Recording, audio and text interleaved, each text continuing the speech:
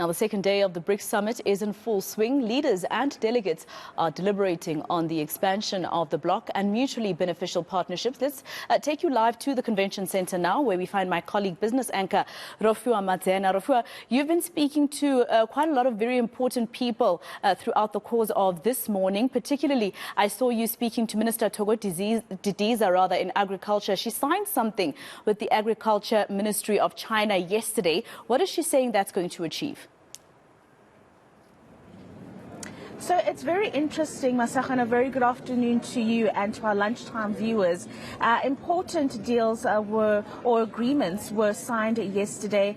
And in the agricultural sector, it was important because we're looking to create a sustainable sector, especially in a time of severe climate change that we've seen. In India, for example, we've had really extreme weather patterns where agricultural sectors have been completely destroyed. So there are conversations around how do we create an agriculture space that protects and sustains the farmers' livelihoods, but also talks to the issue around food security. So South Africa signed an agreement with the Chinese government in this instant that we would now be exporting avocados to China. So the exporting of produce from South Africa is quite important because that's another important element that keeps the sector going, the revenue that we get from those exports. And she also spoke to the sustainability that it will create for emerging market farmers who are now entering the market and are exposed not only to the South African market, but now to the Chinese market, the rest of the BRICS trading bloc, and the rest of the African continent. And Rofhiwa, there's also something that was signed between the electricity minister in our country and the energy minister in China yesterday. I believe he explained it a bit further today, our minister that is, especially looking at the fact that back in 2020, China had a shortage of coal and factories had to shut down for a small period compared to ours. But at the end of the day, they also have an energy crisis. That's right. And the nice thing about China is that they have been able to incorporate various technologies to have energy security or an energy availability. And I mean, you can just imagine the magnitude of that country, the population, and the manufacturing sector that the energy space there needs to power, just as an example. So our Minister, Hussein Zoramokgopa, did indeed sign an agreement with China to adopt some of the technologies and other resources to end load shedding. So he didn't even speak about reducing load shedding. They are looking to a plan that he ensures the South African public will end load shedding. So that agreement has now been signed. It's going to be a matter of implementing this particular agreement and starting to see that skill set, the technologies, as well as the various other resources that are going to contribute to the end of load shedding in South Africa. And of course, China is not alone when it comes to the various deals that have been signed.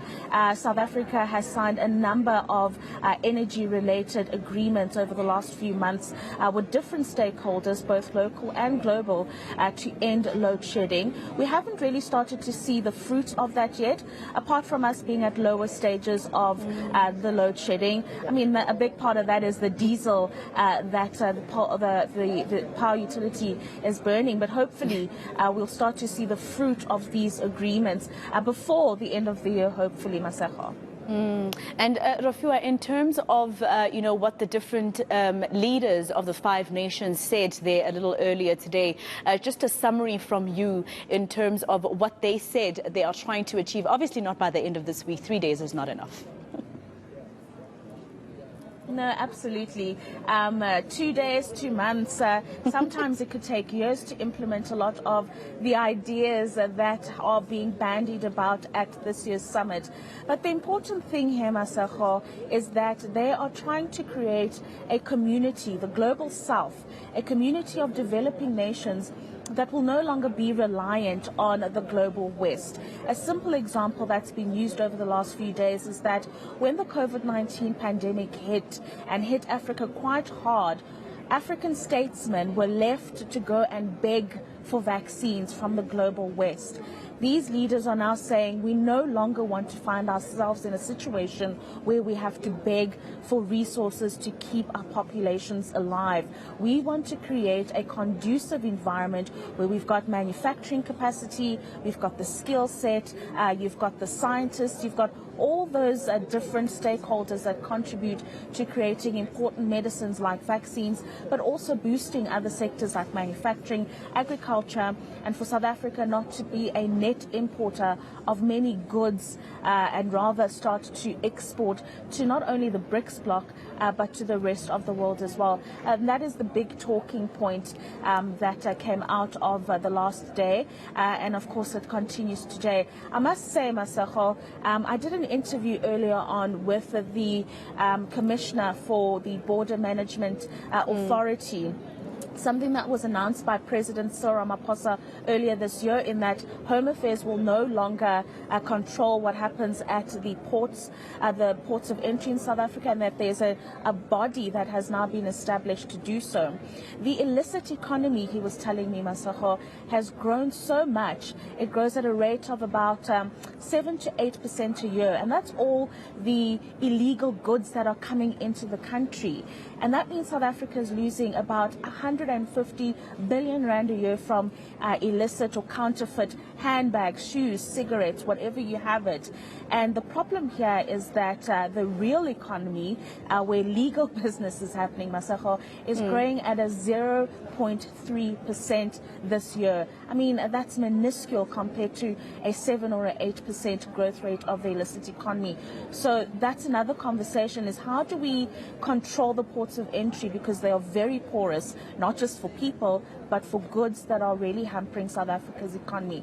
I thought that was quite interesting for us to learn that if we can control our borders sufficiently, economic growth might actually take a turn for the better. And this has been something that we've known for quite a few years, hasn't it, Rofhiwa?